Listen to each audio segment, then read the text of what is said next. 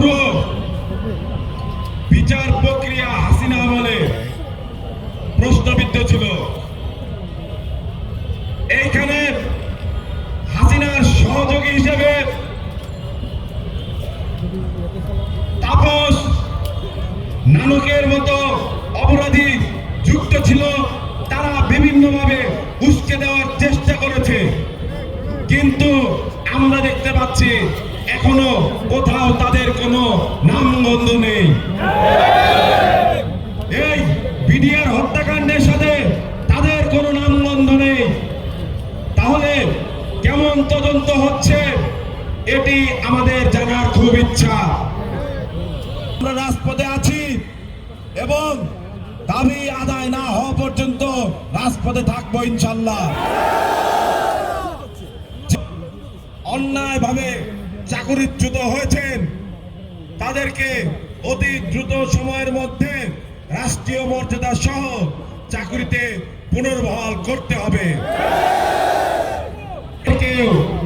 চাকরিতে পুনর্বহাল করতে হবে, কারণ হাসিনা বেছে বেছে দেশপ্রেমিক অফিসারদেরকে চাকরিচ্যুত করেছে, কারণ তারা যদি থাকে তাহলে তার গদি নড়ে উঠত।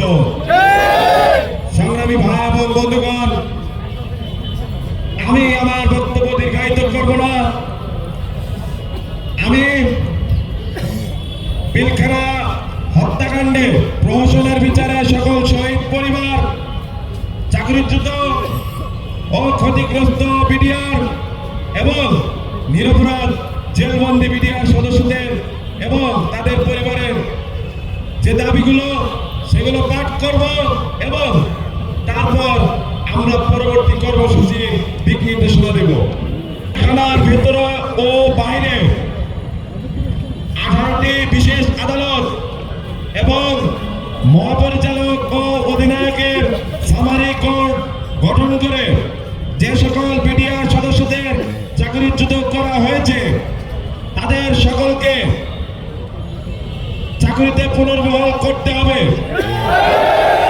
এছাড়াও ৭৬তম যে ব্যাচ আছে তাদের সাথে কোনো অন্যায় করে থাকলে সেটিরও ব্যবস্থা নিতে হবে।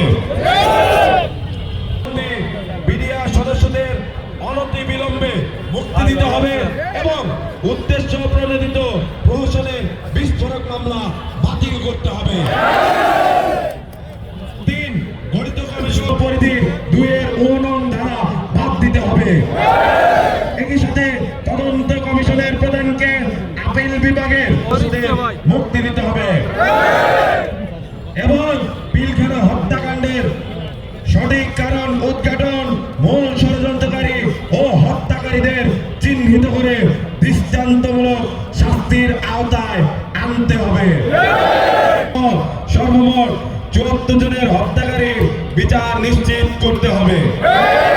একই সাথে জেলের ভেতরে মারা যাওয়া প্রত্যেক বিডিআর সদস্যের মৃত্যুর সঠিক কারণ উন্মোচন করতে হবে। অস্বাভাবিক মৃত্যু হয়ে থাকলে দায়ী সকলকে বিচারের আওতায় আনতে হবে।